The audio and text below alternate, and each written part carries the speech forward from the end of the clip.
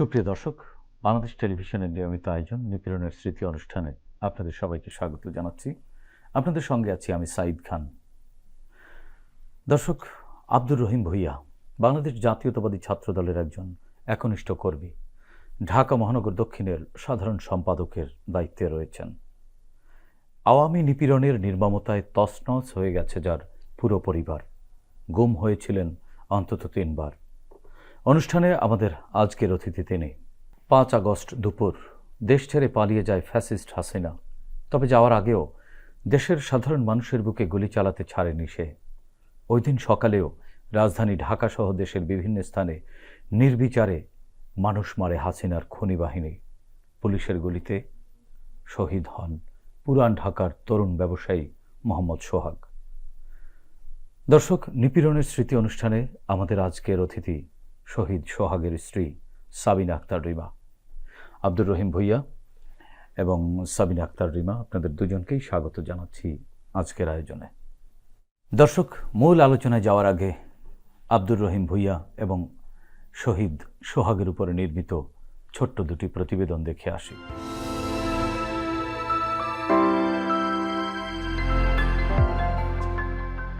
রাজনীতিটা পৈতৃক সূত্রেই পাওয়া। বাবা আব্দুল হাইম ভূঁইয়া রাজধানীর ৩৮ নম্বর ওয়ার্ড বিএনপির আহ্বায়ক। ছোটবেলা বাবাকে সভা সমাবেশে দেখতে দেখতে নিজেও একসময় যুক্ত হন জাতীয়তাবাদী রাজনীতির সঙ্গে। ছাত্রদলের সঙ্গে গড়ে তোলেন আত্মার সম্পর্ক। কৈশোর যৌবনের প্রেম আর আন্দোলন সংগ্রামের সঙ্গে মিশে যেতে থাকে শহীদ প্রেসিডেন্ট জিয়াউর রহমানের রাজনৈতিক দর্শন। নাম তার আব্দুর রহিম ভূঁইয়া, ঢাকা মহানগর দক্ষিণ ছাত্রদলের সাধারণ সম্পাদক। হাসিনার ফ্যাসিবাদের পুরো সময়টাতে তিনি ছিলেন রাজপথের সম্মুখী যোদ্ধা।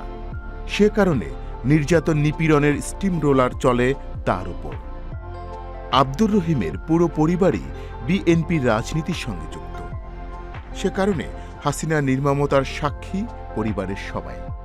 বিগত 17 বছরে এমন কোনো দিন ছিল না যেদিন তাদের সময়টা চিন্তাহীন কেটেছে, বরং রাত দিন 24 ঘন্টা আতঙ্ক আর উদ্বেগে কাটত পুরো পরিবারে। দলীয় কর্মসূচি পালন করতে গিয়ে বহুবার হামলা মামলার শিকার হতে হয়েছে আব্দুল রহিম ভূঁইয়াকে। জেল, জুলুম আর নির্যাতন সহ্য করেও টিকে রয়েছেন রাজপথে। কেননা তিনি জানতেন রাত যত গভীর হয় ভোর তত নিকটে আসে। হাসিনার এই জুলুমেরও একদিন সমাপ্তি হবে। 24-এর বৈষম্য বিরোধী ছাত্র আন্দোলনে একজন সক্রিয় কর্মী ছিলেন আব্দুল রহিম।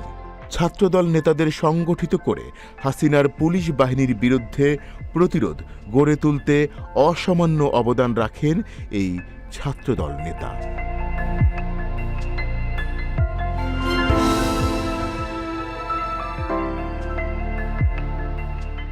পুরান ঢাকার বংশালের বাসিন্দা মোহাম্মদ সোহাগ। সেলাই মেশিনের কাভার বোর্ডের একটি ছোট্ট কারখানা রয়েছে তার। জুলাইয়ের উত্তাল দিনগুলোতে রাজপথে একজন সক্রিয় সংগ্রামী ছিলেন এই যুবক। বাবা গোলাম মোহাম্মদ ও মা সামিনা খাতুনের 1 মেয়ে 1 ছেলের মধ্যে 32 বছরের সোহাগ ছোট। শেহরিন নামের 3 বছরের একটি ছেলে সন্তান রয়েছে তার। স্ত্রী সাবিনা আক্তার রিমাও ঢাকার লালবাগের বাসিন্দা। সব মিলিয়ে একটি সাজানো ছোট্ট সংসার তাদের। 24-এর 3 আগস্ট থেকে কারখানা বন্ধ রেখে রাজপথে নামেন সোহাগ। সারা দেশ তখন অগ্নিগর্ভা। পুলিশের গুলিতে মানুষ মরছে পাখির মতো, কিন্তু তাতে পিছপা হননি সোহাগ। হাসিনার জুলুম নির্যাতনের প্রতিবাদে গড়ে ওঠা এই জনস্রোত হেরে যাবে না, হারতে পারে না, মুক্তি অচিরেই। এই নিয়ে স্ত্রীর সঙ্গে তার প্রায়ই কথা হতো। 5 আগস্ট খুনি হাসিনা পালিয়ে গেছে। হাজারো প্রাণের বিনিময়ে দেশ হয়েছে নতুন করে স্বাধীন। সবখানে উল্লাস আর আনন্দধ্বনি চলছে। পুরান ঢাকার অলিতে গলিতে তখন বিজয়ের মহা আয়োজন। বিকেল গড়িয়ে সন্ধ্যা, সন্ধ্যা গড়িয়ে এক অন্যরকম ভালো লাগার রাত নেমেছে দেশ জুড়ে। মসজিদে মসজিদে শুকরানা সিজদায় সময় কাটাচ্ছেন লাখো লাখো মানুষ। পরাজিত হলেও হাসিনার ফ্যাসিস্ট বাহিনী তখনও প্রাণ সংহারে ব্যস্ত। সোহাগ বিজয়ের আনন্দ নিয়ে ঘরে ফিরবেন এই প্রত্যাশায় পথ চেয়ে বসে আছেন বাবা মা স্ত্রী পুত্র। বংশাল বড় মসজিদে এশার নামাজ পড়ে বাসার পথে পা বাড়ান তিনি। তখন পুলিশের একটি বুলেট আচমকা এসে বিঁধে যায় তার বুকে। সেখানেই তার মৃত্যু হয়। দর্শক, প্রতিবেদন দুটি দেখলাম, এবার তাদের মুখ থেকেই শুনব তাদের সাথে ঘটে যাওয়া সেই সব নিপীড়নের স্মৃতি। প্রথমেই যাচ্ছি শহীদ সোহাগের স্ত্রী রিমা, আপনার কাছ থেকে শুনতে চাই শহীদ সোহাগ সেই দিন আসলে কোথায় ছিল বা আন্দোলনে ওনার ভূমিকা কী ছিল। আপনি 3 বছরের একটি শিশু সন্তান আপনার রয়েছে, আপনার সাথে নানান ধরনের খুনসুটি, নানান সম্পর্ক, এই সম্পর্কের সময়গুলো শুনতে চাচ্ছি এবং তার শহীদ হয়ে যাওয়ার ঘটনাটা আমরা একটু বিস্তারিত শুনতে চাচ্ছি। আপনার জীবনের উপর দিয়ে যে ঝড় বয়ে গেছে সেই স্মৃতিগুলো আমাদেরকে একটু বলুন। আন্দোলন যখন স্টার্ট হয় তো ও আন্দোলনে যাওয়ার জন্য খুব বেশি বেকুল হয়ে উঠছে যে ও যাবে। এটা কত তারিখ থেকে? এটা হচ্ছে ইন্টারনেট বন্ধ হয়েছে 20 জুলাইয়ের পর থেকে। তো ওর ব্যবসা বাণিজ্য একটু ঢিলেঢালাভাবে যাচ্ছিল, তো ও পাঠাও চালানোর জন্য আর কি রাস্তায় নেমে পড়ছে। তো পাঠাও চালাইতো প্লাস ও আন্দোলনে থাকতো, সেটা আমি জানতাম না। ও একটা ফ্রেন্ডের থেকে আমি শুনতে পারছি যে ভাবি ওরা আপনি বাসায় আটকে রাখেন ওরে। ও একটা মায়ের একটাই ছেলে ছিল, তো বলতেছিল যে দিয়েন না ভাবি, ওকে বাসায় আটকে রাখেন। তো আমার কোনোভাবে কোনো কথা শুনতো না। তো আমি বারবার বলতাম আমাদের একটা বাচ্চা আছে, আপনি ওর দিকে একটু তাকান, আমার দিকেও তাকাইতে হবে না। তো বলতো দেখো এরকম করে আমাদেরকে এরকম নেট বন্ধ করে যে এরকম অত্যাচারগুলো শুরু হয়েছে দেশের উপরে, এটা তো আসলে ঘরে বসে থাকার মতো কোনো কিছু না, এটা আমাকে যেতেই হবে, আমাকে যায়েন না। তারপরে এরকম করে আমি 4-5 দিন ওর আটকায় রাখতে পারছি। তারপরে 3 তারিখ থেকেও রাস্তায়, 4 তারিখেও রাস্তায়, 5 তারিখ হাসিনা পালাইছে।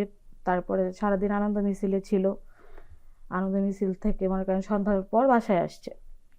রাস্তায় কিছু হইতে পারতো, ওই সারাদিনও তো এখানে গন্ডগোল ছিল সব জায়গাতেই। তো বাসায় আসছে, তো আমার জন্য ওই গণভবন থেকে একটা কলম নিয়ে আসছে, যে কলমটা আমি শিক্ষিত মানুষ, আমাকেও মাস্টার্স করাইছি ইডেন থেকে, তো তুমি এটা নিয়ে তুমি এটা অফিসার হবা, তখন তোমার এটা লাগবে, খুব দরকার, তুমি এটা নিয়ে যাবা, আমি তোমার জন্য নিয়ে আসছি। তো এর আগে একটা কথা বলি, যখন আন্দোলন শুরু হয় তখন আমাকেও বলে যে আমি যদি এই আন্দোলনে নামি তো তুমি বলতে পারবা যে তুমি একজন শহীদের বউ, আর তোমার ছেলে বলতে পারবে যে ও একজন শহীদের ছেলে। এটা কত তারিখে বলেছিল? এটা আমাকে প্রায় আগস্টের 1 তারিখে। আর ওরা আমি ওরাকে আটকে রাখতে পারতেছি না, ও বাসা থাকতেও চাইতেছে না, সব বন্ধ, ব্যবসা বাণিজ্য ওরকম চলতেছে না। তো বলতেছে আমি যাব। তো আমার এই কথা দিয়েও আমাকে সান্ত্বনা দিচ্ছে যে ও 1 তারিখ ও যাবে। তো বলতেছে আমি যদি শহীদ হই তাহলে তুমি বলতে পারবা যে তুমি ওর বউ, আর তোমার ছেলে বলতে পারবে শহীদের ছেলেও। তো তোমাদের এত কিসের কষ্ট, তোমাদের আমি একটা মর্যাদা দিয়েই যাব যদি আমি যাইও। আমি কি, আমাদের দরকার নেই মর্যাদা, আমাদের হচ্ছে আপনি দরকার, কারণ আমাদের মাথার উপর আপনি ছাড়া আমাদের মা ছেলের কেউ নাই। তো আমাদের কথা কোনোভাবেই শুনে নেই। ওর ছেলেটাও একটু কথা বলতে শিখে, ও বলতো যে বাবা তোমার যাওয়ার কোনো দরকার নেই, ওর ছেলের কথাও শুনে নাই। তো 5 আগস্ট সারাদিন আনন্দ মিছিল থেকেও বাসায় ফিরে কয়টার দিকে বাসায় ফিরলো? 6:30 বাজে। তখন বাসায় আসছে, তারপরে কথাবার্তা হয়েছে, আমাকে কলমটা দিচ্ছে যে না রিমা আমি নিয়ে আসছি এটা তোমার জন্য, তুমি যদি ভবিষ্যতেও যদি কোনো বড় অফিসার হও, এখন তো হাসিনা চলে গেছে, এখন তোমার যে কেউ চাকরি দিবে, আমি কি মগের মূল্যক না সব জায়গায় যে আমাকে চাকরি দিয়ে দিবে। তোকে না দিবে, আমার ভরসা আছে তুমি চাকরি পাবা। তো ওই ক্ষেত্রে আমরা একসাথে আবার লাঞ্চ করি, কথাবার্তা শেষ করে রাতের খাবার খেয়েছি। হ্যাঁ, না দুপুরের খাবারটা আমরা সন্ধ্যার দিকে কমপ্লিট করি। আমিও সারাদিন ওই আনন্দ মিছিলেই ছিলাম, আমি আবার আমার ছেলেকে নিয়ে টিএসি পর্যন্তই ছিলাম। তো ও আর কি একসাথে আমরা খাওয়া দাওয়া শেষ করে তো বলতেছে যে আমি নামাজে যাব। তো আমার আজকে ওর ছেলেও বলতেছিল যে বাবা যাও না, রাস্তায় মারামারি হইতেছে, গোলাগুলি হইতেছে, তোমার যাওয়ার দরকার নেই। তো ওর ছেলের তখনও কথা, কি পুরান ঢাকায় গোলাগুলি চলছিল? পুরান ঢাকায় হ্যাঁ, রাতে 10টা থেকে আর কি একটা হচ্ছিল, গন্ডগোল হচ্ছিল। এটা কাদের সাথে গন্ডগোল? গন্ডগোল হচ্ছে বলতে 4টা কাউন্সিলর আর কি বংশাল থানার মধ্যে আশ্রয় ছিল। ওরা আর কি পালানো, সারাদিন পালাইতে পারে নাই, রাতের বেলা ওইখানে আশ্রয় ছিল। ওরা আর কি যে কোনো ভাবে হোক আর কি ওদের পালাইতে হবে। তো পুলিশের আশ্রয় নিচ্ছে ওরা, পুলিশ ওদেরকে হেল্প করছে, সেক্ষেত্রে ওরা বেরোতে পারছে। কাবার ভ্যানের ভিতরে মনে করেন কাঁথা বালিশ দিয়ে ওরা আর কি বোঝা যায় না যে ওখানে ভিতরে মানুষ আছে, পুলিশ ছিল। তো আমি কোনো সূত্রে একটা জানতে পারছি যে নাকি ছিল ওই থানাতে। তো রাতে 10:30 বাজে নামাজ পড়ে বের হয়েছে, এশার নামাজটা। তো খুঁটিনাটি আর কি বিএমপি করতো, তো বের হয়েছে, তো মিছিল, বিএমপির মিছিল বের হবে, আমাকে যাওয়ার দরকার নেই। তো বলতেছে আচ্ছা আমি যাবো না, আমি নামাজটা পড়ে বাসায় চলে আসবো। আধা ঘন্টার ডিফারেন্স, আমি আধা ঘন্টা পরেই শুনতে পারি ওর গুলি লাগছে। ওর গুলি লাগছে কোথায়? বংশাল নতুন চৌরাস্তার সামনে, পুলিশে ওর গুলি। তো এরকম করে মানে 3 সেকেন্ডের মধ্যেই ও ওইখানে স্পট ডেড। এটা কোন জায়গাটায়? বংশাল নতুন চৌরাস্তার সামনে। আচ্ছা, এক পর্যায়ে ধস্তাধস্তি করে ওরে নিয়ে আসছে, কারা টাইনা নিয়ে নিয়ে আসছে? আসছে এলাকাবাসীরই। রাস্তায় ছিল কিছু লোক, এলাকাবাসী ছিল। তো ওরে টাইনা নিয়ে আসছে, গলির মুখটা পর্যন্ত নিচে, ওইখানেই ছিল স্পট ডেট আর কি। তো আমার বাসার নিচে দিয়ে ওকে নিয়ে যাচ্ছিল ওর লাশটা। তো পাশে বাসা থেকে বলতেছিল যে সোহাগের তো গুলি লাগছে, সোহাগের হসপিটালে নিয়ে যাওয়া হচ্ছে। তো আমি শুনছি ঢাকা মেডিকেল, পরে শুনি যে না ওকে মিডফোর্ড নিয়ে যাওয়া হয়েছে। তো মিডফোর্ডে যাই দেখি যে ওরে মানে লাশের লাইন ওইখানে। তো যাই দেখি যে সোহাগ ওখানে ছোঁয়া। তা আমি না, আমার কাছে লাগতেছিল বেঁচে আছে, ওর একটা চোখ খোলা। তা আমি এক পর্যায়ে, আমার ওর ফ্রেন্ড ছিল, তারপর আমার শ্বশুরবাড়ির আত্মীয় স্বজন ছিল, তো সবাই চিল্লাচিল্লি করার ক্ষেত্রে ডাক্তার আসছে। ডাক্তার ইসিজি রুমে নিয়ে গেছে, প্রায় 1.5 ঘন্টা পরে ওরা ডাক্তার ওরে নিয়ে ইসিজি রুমে ঢুকায়। তো মনের সান্ত্বনা যেটাকে বলে, তো আমি নিয়ে ঢুকাইছি। তারপর বলছে যে না উনি নাই, মৃত ঘোষণা দিয়ে দিছে। তো এখন বলতেছে যে আমরা রোগীর পোস্টমর্টম করাবো। তো আমি বলছি না, এইটা কোনোভাবেই আমি দিব না। তো ওরা আর কি বেশি ইয়া করে না, কারণ একটার পর একটা লাশ আসতেছে, একটার পর একটা আহত নিহত, মানে হসপিটাল ভরে যাচ্ছে। সেক্ষেত্রে আমাদেরকে লাশটা বুঝাই দিছে। পর আমরা বাসায় নিয়ে আসছি, বাসায় নিয়ে এসে আবার লাশটা রাখতে পারি নাই, ওইখানেও গোলাগুলি হচ্ছে, রাতে 3টা পর্যন্ত গোলাগুলি হয়েছে। মানে লাশটা যে গোসল করানোর পর আমরা রুমের ভিতরে যে ছিলাম, তারপর আমরা লাশের সামনে বসতে পারি না রাতে 3টা পর্যন্ত। কারণটা কি ছিল? এই যে পুলিশের গোলাগুলি চলতেছিল। পুলিশ তো তখন পালিয়ে গেছে না, 5 তারিখ পালাইতে রাতে। পালাইতে রাতে 3টা থেকে 4টা বাজছে ওদের। আচ্ছা আচ্ছা। মানে এত, মানে ওরা রাতে 10, 10:30 থেকে স্টার্ট করছে আর কি গোলাগুলি, কিন্তু ওরা ওই এলাকাটা ত্যাগ করতে পারে নাই। ওদের ত্যাগ করতে করতে রাতে 3টা থেকে 3:30 বাজছে। হুম, হুম, হুম। তো তারপরে যখন তার 3:30 বাজে, তখন একটু বসছি, সকাল 10টা বাজে, মানে কোনোভাবেই আর কি ওরে 6 দাফনটা তারিখ দিতে হবে। সকাল 10টা। হ্যাঁ, ওদের পারিবারিক পঞ্চায়েত কবরস্থান আছে, ওইখানে তো দাফন দেওয়া হয়েছে। দাফন দেওয়া পর্যন্ত তো মানে আপনি কখন শুনলেন যে আসলে সোহাগ গুলিবিদ্ধ হয়েছে? এটা কি আপনি কি আমি তার সাথে রাতে, সাথে রাস্তায় গিয়েছিলেন? না না, 11টা বাজে শুনছি, 10:30টায় গুলি খাইছে। 11টা বাজে পাশের বাসা থেকে এক আন্টি বলতেছিল যে সোহাগের গুলি লাগছে, তাড়াতাড়ি আয়, তাড়াতাড়ি আয়। তো ওইখান থেকে মানে মানুষ, আপনি কি বিষয়টি স্বাভাবিকভাবে মেনে নিতে পেরেছিলেন? না না না, আমি তখন মানে মানুষটা আমার সাথে আধা ঘন্টা আগে কথা বলে গেছে। শেষ কথা কি ছিল তার? শেষ কথা ছিল আমি আসতেছি, তোমাকে নিয়ে আমি তোমার আম্মুর বাসায় যাব। মানে ও ওই দিন অনেক খুশি, মানে ওর খুশির আমি প্রকাশ করতে পারবো না যে ও কেমন খুশি ছিল। সেটা যদি আমি হচ্ছে ক্যামেরা বন্দি করতে পারতাম, আমি দেখাইতে পারতাম আপনাদেরকে। মানে ও অনেক খুশি, ও আমাকে নিয়ে যাবে। তো তুমি রেডি হও, আমি আজকেই যাবো, রাতেই যাবো। আমি কি সকালে যাই? না, ও আজকে রাতে আমার আম্মুর বাসায় আমাকে নিয়ে যাবে। আমি কি না, সকালে যাবো না, আম্মু বলছে সকালেই যাবো। তা আচ্ছা ঠিক আছে, তুমি রেডি হও, আমি আসতেছি। এই আশাই তার, সে আজও আসেন। আচ্ছা, আপনার কাছ থেকে আবার একটু শুনবো, আমরা একটু রহিমের কাছ থেকে শুনে আসি। রহিম, টোটাল গত 16 বছর আপনি রাজনীতির মাঠে ছিলেন, নানান ধরনের নিপীড়ন নির্যাতনের মধ্য থেকেই গত 16 বছর কেটেছে।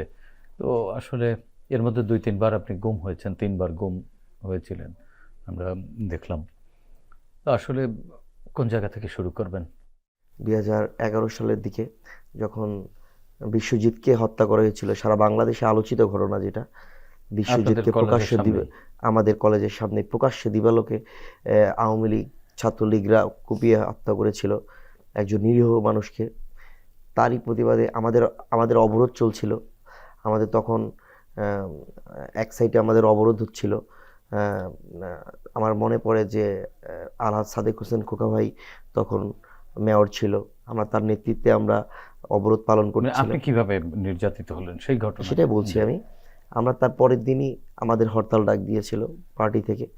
আমরা হরতাল পালন করতে গিয়েছিলাম শান্তিনগরে, হরতাল পালন করছিলাম। পুলিশ আমাদেরকে ছত্রভঙ্গ করে দেয়। আমি এক গলিতে দৌড়ে যে পালিয়ে এক বাসার ছাদে উঠে গেলাম। 5তলা ছাদে আমি ঢুকেই আমি গেটটা লাগিয়ে দিলাম। 8-10 সেকেন্ড পরই দেখি যে পুলিশ নিচে দিয়ে গেট লাথি মারতেছে, এই গেট খোল, এই গেট। উপর থেকে ছাদ আমি দেখতেছি, ছাদ থেকে যে বলতেছে গেট খুলতে, আমাদেরকে ধরার জন্য আর কি ইয়া করছে। আমি বলছি ভাই এই দিকে তো নাই কেউ, আপনারা ওদিকে দেখেন। আপনারা আমাকে দেখে বলতেছে, এই বাচ্চা তুই তো ছিলি উপর মিছিলে, নাম নিচে নাম। তা আমি সবাইকে বলতেছি, এই পুলিশ তো চিনে ফেলছে আমাদেরকে, এখানে আর উপায় নেই, পালাতে হবে। তা কিভাবে করবো? তো 2-3 জন আমাদের সব এক ছাদ থেকে আরেক ছাদে লাফ দিয়ে, আরেক ছাদ থেকে আরেক ছাদে লাফ দিয়ে আমাদের চলে গেছে। এখন আমি বেকায়দায় পড়ে গেছি, আমি আর করতে পারছি না, যে পুলিশ তো মনে হয় গেট খুলেই ফেলবে। ঠিকই মানে আর 1 মিনিটের মধ্যে নিচে বাড়িওয়ালা গেট খুলে দিয়েছে, আর পুলিশ মনে করে 8-10 জন পুলিশ দৌড়ে উঠতেছে ছাদের মধ্যে। তো আমি কেন ভয়ে কি করব, সাথে সাথে আমি সবার লাস্টে আমি লাফ দিলাম। আর লাস্টে আমি 5তলা ছাদ থেকে 4তলা রেলিংয়ে লাফ দিলাম, লাফ দিয়ে পড়ে গেলাম। পড়ে পায়ের মধ্যে ব্যথা পেলাম, ব্যথা পেয়ে একটা সাইডে পাইপ ধরে আমার মনে হয় পাইপ ধরে আমি নিচে নেমে এক কার্নিশে লুকায় গেলাম, লুকায় দিছি। তো এখন ওরা উপরে উঠে ছাদের উপরে উঠে গেছে, ছাদের উপরে উঠে গুলি করতেছে, গুলি আর টিয়ার সেল মারতেছে উপর থেকে।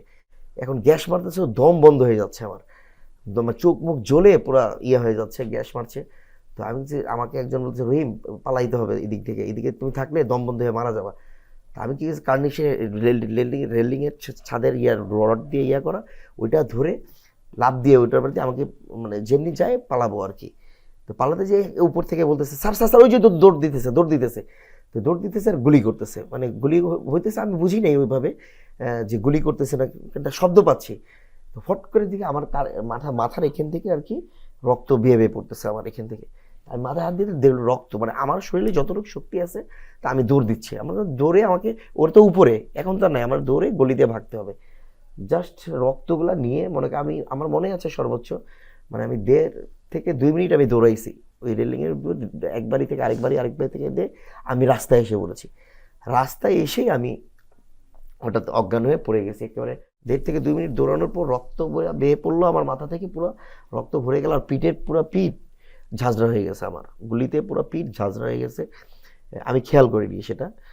পরে আমি 1 থেকে 1.5 ঘন্টা পর হবে আমার মনে পড়ে, 1 থেকে 1.5 ঘন্টা দিয়ে আমার জ্ঞান যখন ফিরে, আমি হাসপাতালে, ইসলামী হাসপাতালে ভর্তি হওয়ার পর রাতেবেলায় পুলিশ পুরো হাসপাতাল ঘিরেও দিয়েছে।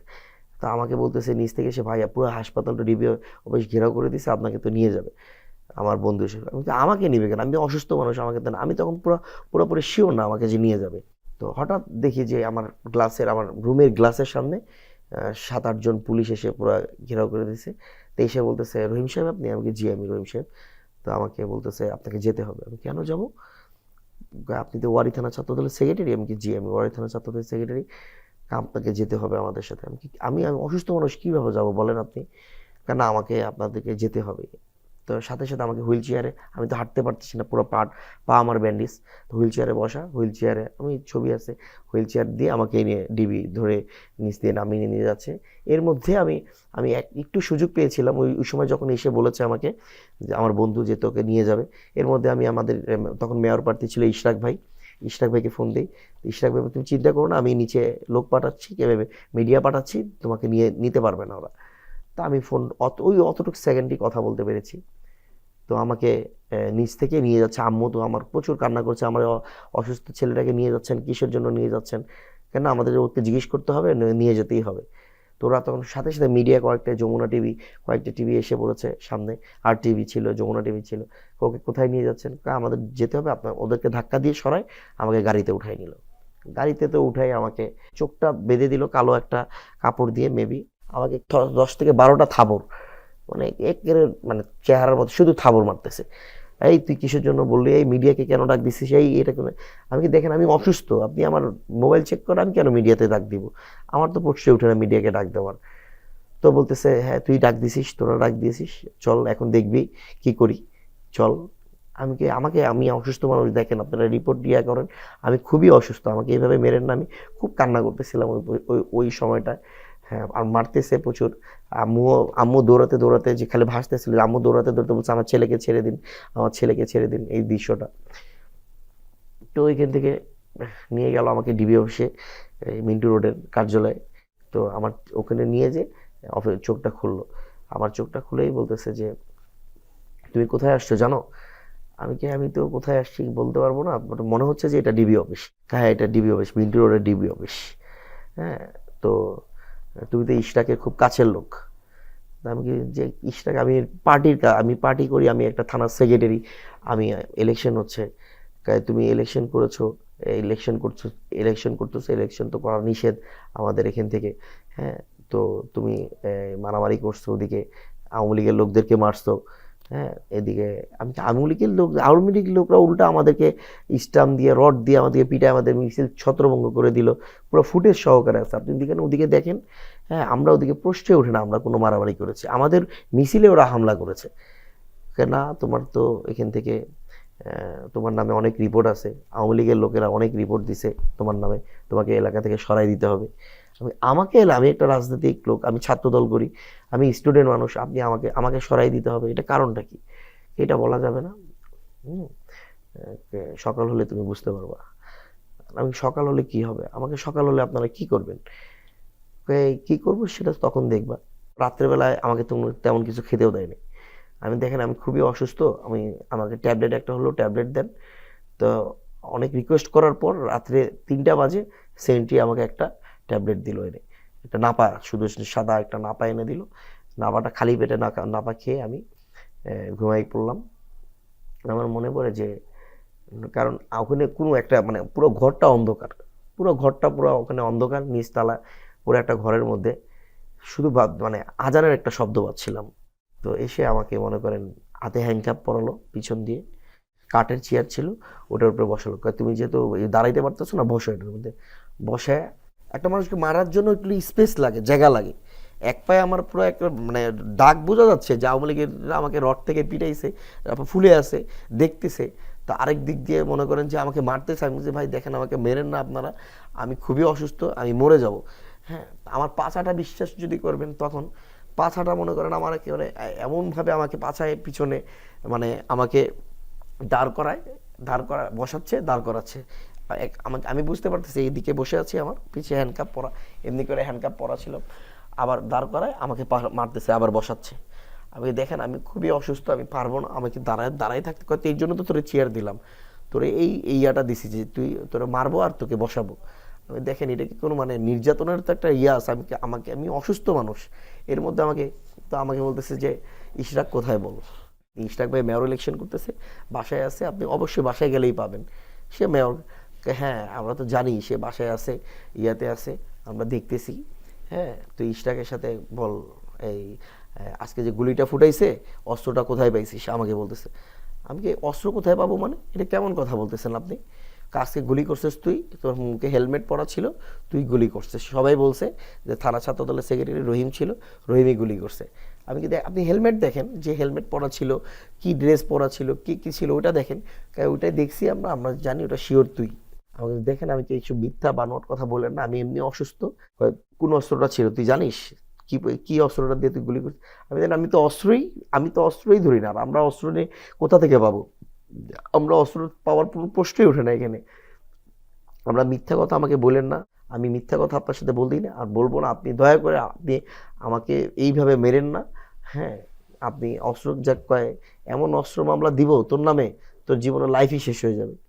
আমি আপনাকে আল্লাহর দোহাই দিয়ে বলতেছি, ভাই আমাকে জীবনে যাই করেন, আমাকে অস্ত্র মামলাটা দিয়েন না। আপনি জীবনে যেটা করি নাই, আমি যেটা, যে ওখানে কে গুলি ফুটাইছে, কে কি করেছে, তা আপনি যাচাই করেন, আপনারা যাচাই করেন।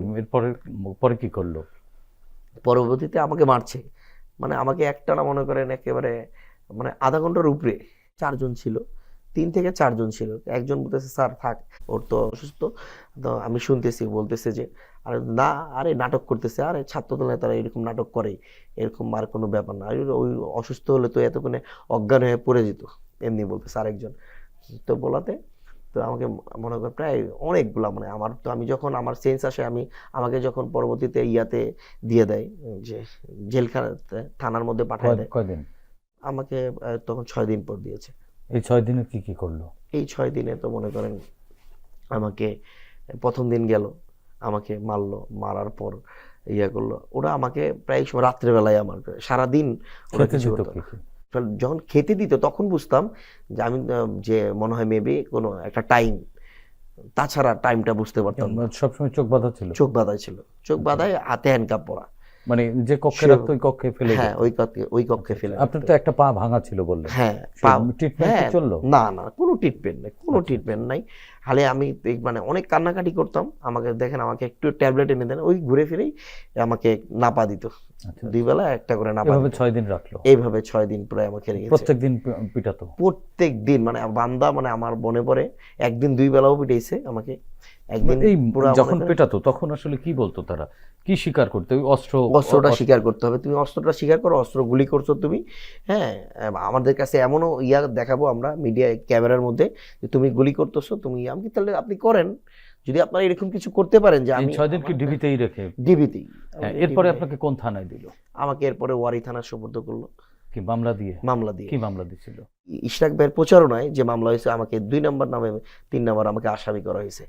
ওই আসামি করে মামলায় 6 দিন পরে ওয়ারি থানায় ওয়ারি দিল। থানায় দিয়ে এরপর কি জেলে পাঠিয়ে দিল? এরপর তো আমাকে জেলে পাঠিয়ে দিল। মানে এরপরে রিমান্ডে আর আনেনি? রিমাইন্ডার আমাকে দিয়ে রিমাইন্ড দিয়েছিল, কিন্তু আমাকে যে ওই যে আমার উকিলরা ওই যে সার্টিফিকেট দিয়েছিল, মেডিকেলের সার্টিফিকেট দিয়েছিল, আমাকে জেল গেটে চিকিৎসা দিয়েছিল, পরে আর থানার মধ্যে আনে নাই।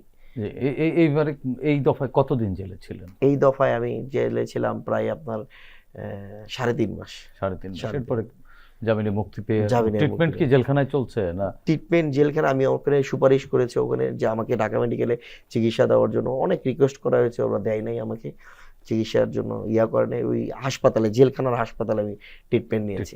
জি, জি, আপনার কাছ থেকে আবারও শুনবো আমরা একটু সাবিনা আক্তার রিমার কাছ থেকে আবার একটু শুনে আসি।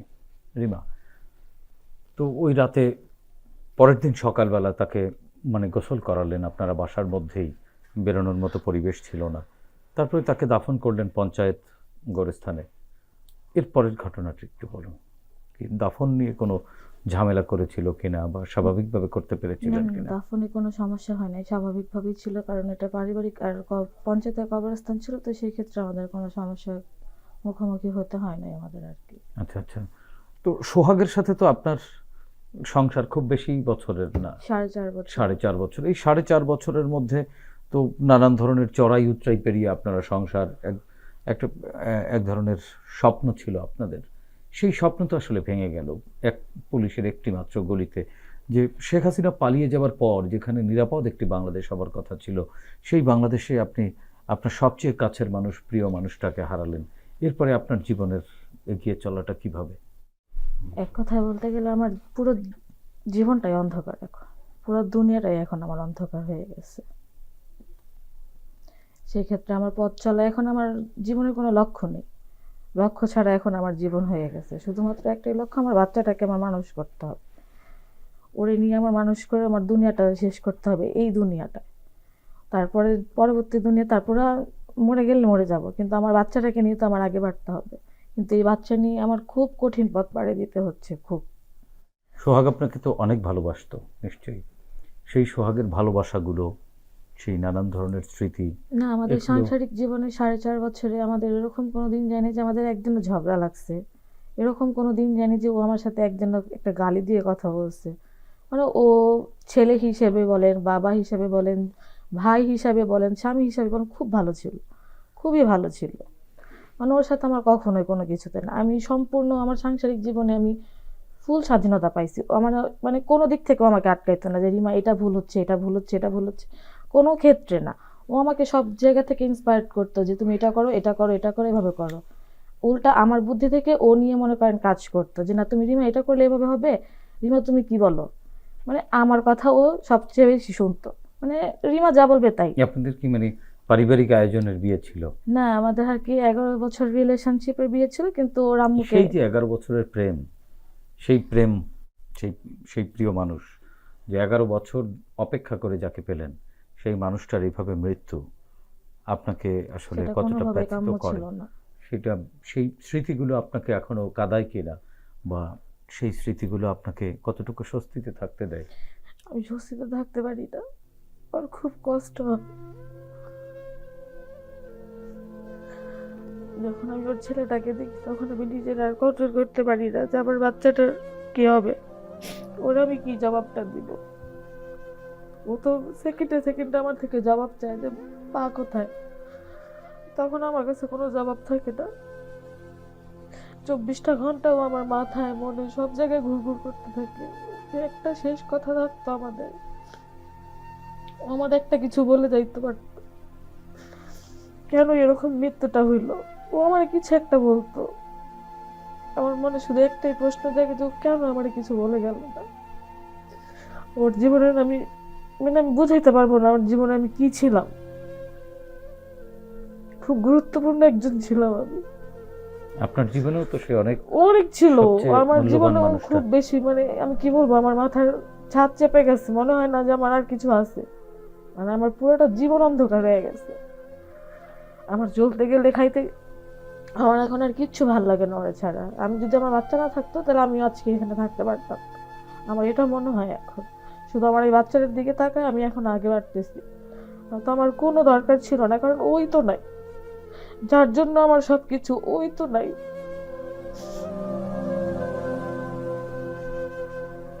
যার জন্য আমার এত সুখের একটা সংসার ছিল, মানে সংসারে খুঁটিনাটি ঝগড়া লাগে, সেই খুঁটিনাটি ঝগড়াও আমাদের মধ্যে ছিল না।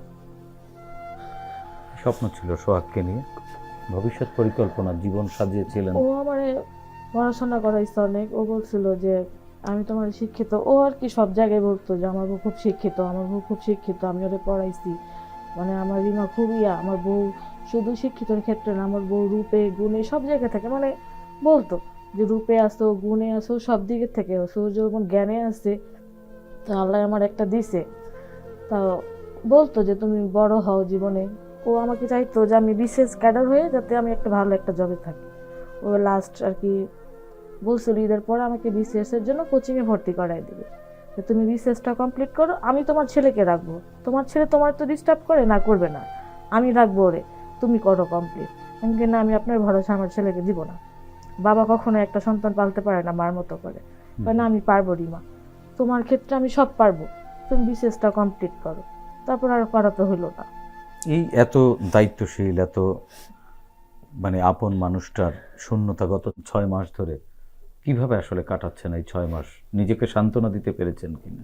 না, আমি কোনোভাবে এখনো সান্ত্বনা দিতে পারছি না নিজেকে, কোনোভাবে। আমার কাছে মনে হয় ও এখনো আসবে। আপনি কি তার কবরে যান সন্তানকে নিয়ে? না, আমার ছেলেকে নিয়ে যাই না, তবে আমি যাই। আমি খুব সকালে যাই, তারপর ওখানে ঢুকতে তো দেয় না, বাইরে থেকে বসে বসে ওরা দেখে থাকছে। জীবনের পরিকল্পনা কি আসলে? সোহাগ মারা যাওয়ার পরে সরকারের পক্ষ থেকে তো, বা বিভিন্ন প্রতিষ্ঠান বা সংগঠনের পক্ষ থেকে বা সামাজিক সংগঠনের থেকে তো সহযোগিতা পেয়েছেন কিছু কিছু। তো সন্তানকে নিয়ে কি স্বপ্ন দেখেন? যে সোহাগের তো তার সন্তানকে নিয়ে স্বপ্ন ছিল, বাবা হিসেবে সোহাগ, স্বামী হিসেবে সোহাগ আপনার বক্তব্য অনুযায়ী যে অসাধারণ, সেই অসাধারণ মানুষটার স্বপ্ন কিভাবে পূরণ করবেন? এই দীর্ঘ পথ, কত দীর্ঘ আপনি জানেন না, আমরা কেউ জানি না। হ্যাঁ, এই পথ পাড়ি দেওয়ার জন্য আসলে আপনার পরিকল্পনা কি? ওর বাবা যেই কাজটা অর্ধেক রাস্তা অসম্পূর্ণ করে গেছে, সেটা আমার এখন সম্পূর্ণ কি করতে হবে। সেটা, সেই পথ কি? এখন ওরে আমার মানুষের মতো মানুষ করতে হবে, এই ছাড়া তার আমার কোনো উপায় নেই। ওর ভবিষ্যৎটা যেভাবে সুন্দর হবে, সেক্ষেত্রে আমার যত শ্রম দেওয়া লাগে আমি দিব। আমি তো মা, আমি তোকে কখনোই ফালাইতে পারবো না। তোর বাবা যেটা, এবং শুধু তো সন্তান না, ওর মধ্যেই তো সোহাগকে খুঁজে নিতে হ্যাঁ হয়। ও তো হচ্ছে আমার আপনার। সব, এখন ওই হচ্ছে সোহাগের ছায়া, মানে ওরে দেখে এখন আমি সারাটা জীবন কাটাইতে পারবো, আমার এর মধ্যে আর কোনো সমস্যা নেই। কিন্তু ও, মানে আমার ক্ষেত্রে যে স্বপ্নটা ছিল, আমি চাই সেই স্বপ্নটা আমি আমার ছেলেরে দিয়ে পূরণ করায়। আমি যাতে ওরে বলতে পারি যে না, আমি কইরা দিয়ে আসছি, তোমার ছেলের উপরে কইরা দিয়ে আসছি, যে তোমার ছেলে আজকে বিসিএস ক্যাডার হইতে পারছে, যেটা তুমি আমার দ্বারা করাইতে এই যে চাইছিলে। সন্তানকে নিয়ে যে স্বপ্ন আপনার, যে সোহাগের একটি স্বপ্ন আপনি পূরণ করতে পারেননি, তার সন্তানকে দিয়ে সেই স্বপ্ন, বা আপনার সন্তানকে দিয়ে সেই স্বপ্ন আপনি পূরণ করবেন বা দায় মুক্তি নেবেন, এই যে এক ধরনের দায়বোধ, এই এই দীর্ঘ পথ পাড়ি দিতে নানান ধরনের চড়াই উতরাই আপনার সামনে আসবে, অনেক চ্যালেঞ্জ। সেক্ষেত্রে অর্থনৈতিক বিষয়টা বড় ধরনের কিন্তু একটি চ্যালেঞ্জ। সেই চ্যালেঞ্জ মোকাবেলা করবেন কিভাবে? এই রাষ্ট্র কি আপনার সেই দায়িত্ব নিয়েছে? আমি একা রিমা না, আমার মতো অনেক রিমা, আমার মতো ছোট ছোট বাচ্চা অনেক আছে, যে সরকার চাইলে তাদের দায়িত্ব নিতে পারে। আহামরির কিছু না সরকারের জন্য, কিন্তু কিন্তু সরকার তো নিতে পারে। নিবে, সরকার তো আন্তরিক এই বিষয়টাই। তো শুধু সরকার যদি নিয়ে নেয়, তাহলে তো আমার এখান থেকে একটা দিক থেকে তো আমার চিন্তা কমে যাচ্ছে। যদি না নেয়, সেই ক্ষেত্রে আমার কিছু একটা কর্ম করে তারপর তার ভবিষ্যৎটা আমার সুন্দর করতে হবে। তাছাড়া তো আমার হাতে আর কোনো উপায় নাই। এরকম না যে আমাদের অনেক আপনার পরিবার, শ্বশুরের পরিবার, এদের সাথে সমন্বয় করছেন কিভাবে? সোহাগ একটাই ছেলে ছিল ওর মার, আর ওরা এক ভাই এক বোনই ছিল। সোহাগের মায়ের দুঃখও তো আকাশ সমান, হ্যাঁ হ্যাঁ হ্যাঁ। পৃথিবীর চেয়ে ভারী সোহাগের মায়ের কষ্ট হতো, তাই না? কোনোদিন কি সোহাগকে ভুলতে পারবেন? না, আমার বা এই কখনো যে সোহাগ সম্ভব না। বলেছিল মিছিলে যাবার আগে যে আমি যদি মারা যাই তুমি শহীদের স্ত্রী হবা? হ্যাঁ, আমি সেই দিক থেকে এখন খুব বেশি নিজের মর্যাদা দেই যে আমি একজন শহীদের স্ত্রী, ও একজন শহীদের ছেলে। এই ক্ষেত্রে আমি পিছু হাঁটি না, কারণ হচ্ছে আমি এখন মনে করি যে আমি একজন শহীদের বউ।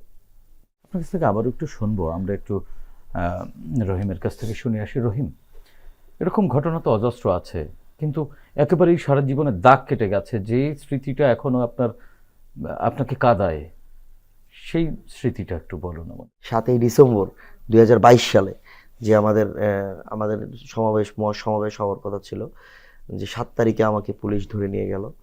কোথা থেকে নিল? আমাকে পার্টি অফিসের সামনে থেকে আমাকে ধরে নিয়ে গেল, ডিবি পুলিশ ধরে নিয়ে গেল।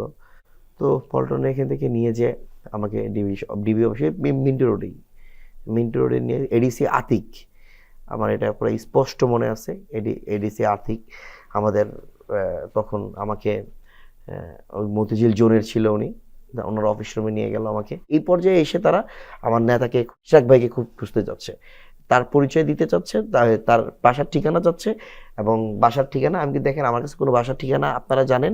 নিয়ে গেল ওদের একটা নিচের রুমে, আমাকে নিয়ে গেল নিচের রুমে, নিয়ে যে ওই জায়গাটায় আমি আমার মনে পড়ে মানে ওই ওই মানে এর আগে যে এখানে যে রুমে নিয়েছে আমাকে ওই রুমে নেয় নাই, আমাকে হ্যান্ডকাপ পরায় শুয়ে রাখলো। আমাকে হ্যান্ডকাপ পরে শুয়ে আমি পুরো সারাদিন ওদিন মানে ওদিন নিয়ে এসে আমাকে শুয়ে রাখলো। রাত্রেবেলায় আমাকে নিয়ে আসছে, উঠে হ্যান্ডকাপ পরে নিয়ে আসছে।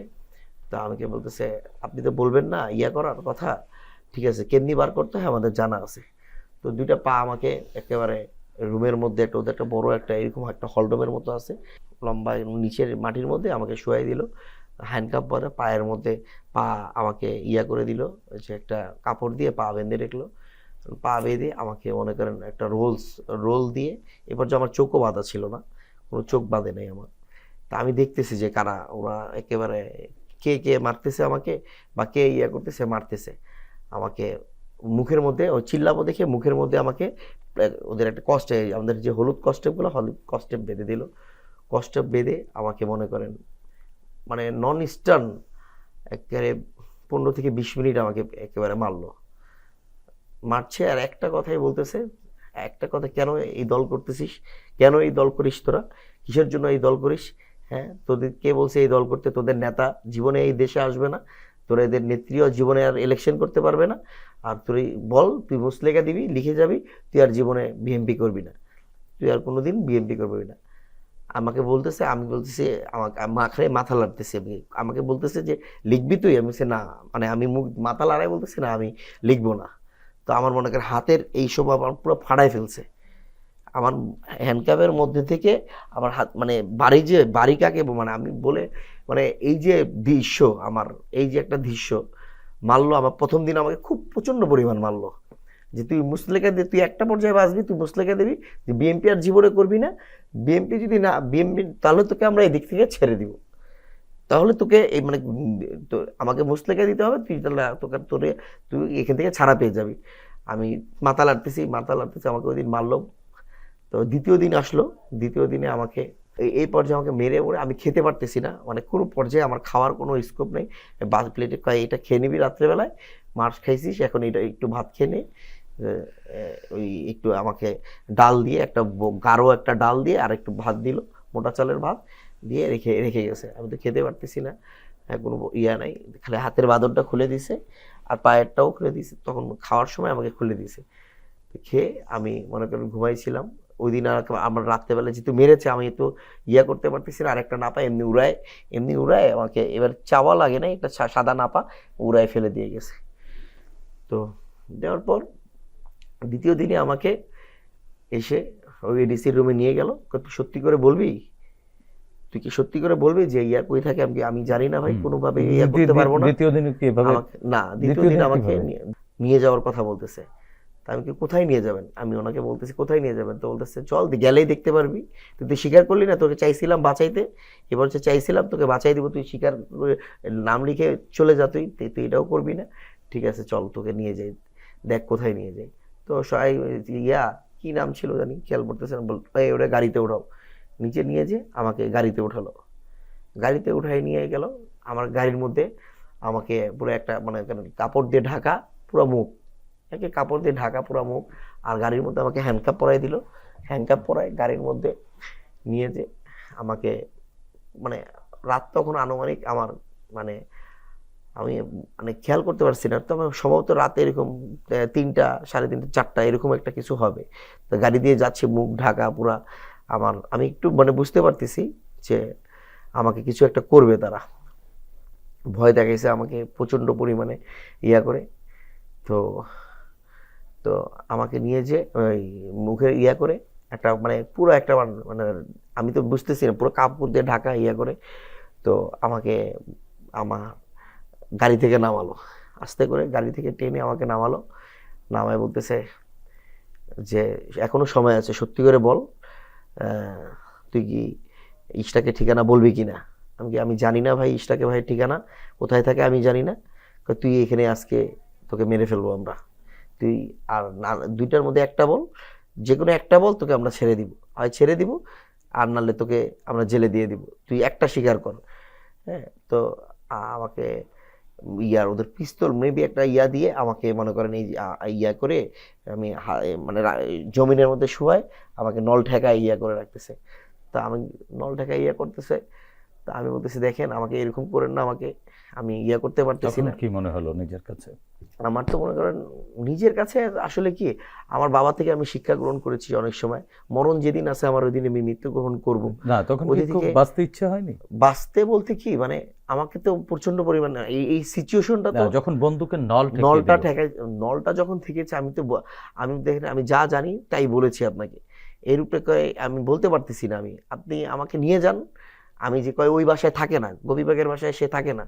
হ্যাঁ, আর তুই এটা বাদ দে, তুই ইয়া দে, বুঝলেখা দে, তুই আর বিএমপি করবি না। আমি কি না, এই বিএমপি আমি জীবনে ছাড়তে পারবো না ভাই। এটা আমার যখন আপনাকে বন্দুকের নল ঠেকিয়ে দিল তখন কি আপনার মনে হলো না যে আপনাকে মেরে ফেলছে? আপনার বাঁচার কি আগ্রহ মনে হলো না বলতে আমাকে বলছে তোর কোনো ইচ্ছা আছে, তোর কোনো কিছু, মানে আমাকে প্রচন্ড চেষ্টা করতেছে যে মানে আমাকে ইয়া করার জন্য, যে কোনোভাবে একটা তাকে আমি রাজি করাই। আমি তো বলছি আমাকে আমার ইচ্ছা একটাই, আমি বাসায় যাব, আমার একটাই ইচ্ছা, আমাকে ছেড়ে দেন, আর নাহলে আমাকে এক কাজ করেন, থানায় নিয়ে আমাকে রিকভারি দিয়ে দেন জেলখানায়। না, তোরে তো আমরা দিব না, এখান থেকে যে আসে একবার যেতে পারে না। তখন ওরা জানে না যে আমি আরেকবার জেল ডিবি থেকে আমাকে দিয়ে দিয়েছিল, এটা তারা জানে না। আমাকে মানে এরপরে আপনার কি বাঁচার আগ্রহ জন্ম নিল?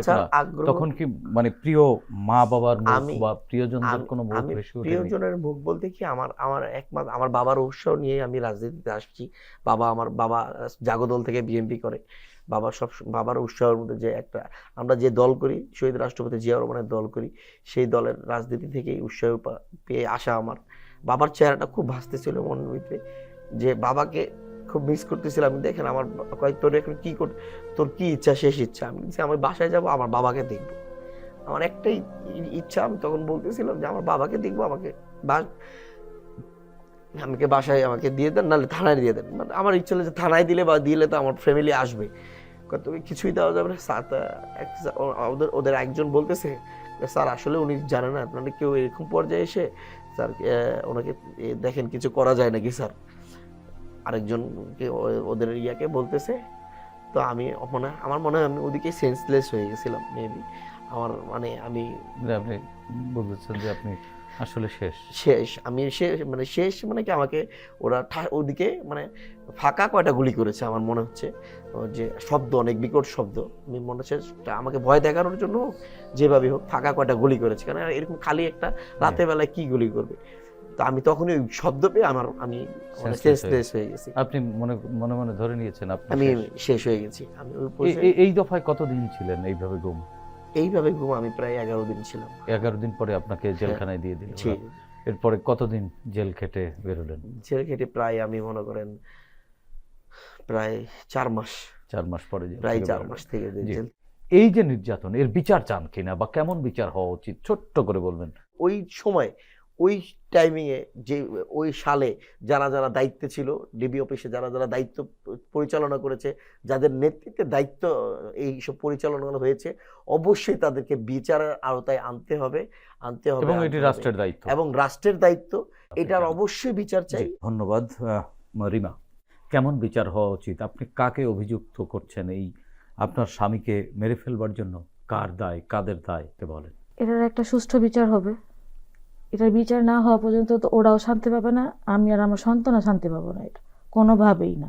এটার খুব দ্রুত একটা বিচার হোক, খুব দ্রুত। আর কোনো কিছুই আমার সরকারের কাছে চাওয়া নেই। সরকার যত দ্রুত এটার বিচার করবে তত দ্রুত আমাদের জন্য ভালো হবে। জি, ধন্যবাদ রিমা, ধন্যবাদ আব্দুর রহিম।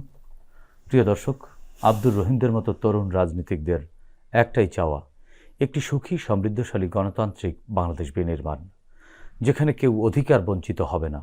24-এর বৈষম্য বিরোধী ছাত্র আন্দোলন সেই প্রত্যাশার ধারাবাহিকতা।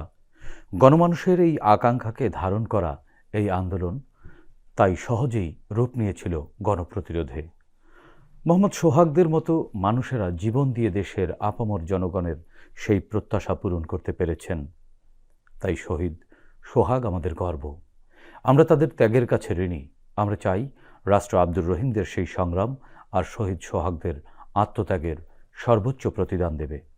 প্রিয় দর্শক, চাইলে আপনিও আমাদের এই অনুষ্ঠানে যোগ দিতে পারেন। আমাদের ইমেইল nipironerstriti.btv@gmail.com পাঠাতে পারেন আপনার সাথে ঘটে যাওয়া যে কোনো নিপীড়নের ঘটনা। আগামীতে বাংলাদেশ টেলিভিশনের মাধ্যমে আমরা সেই সব নিপীড়নের স্মৃতি তুলে ধরতে চাই।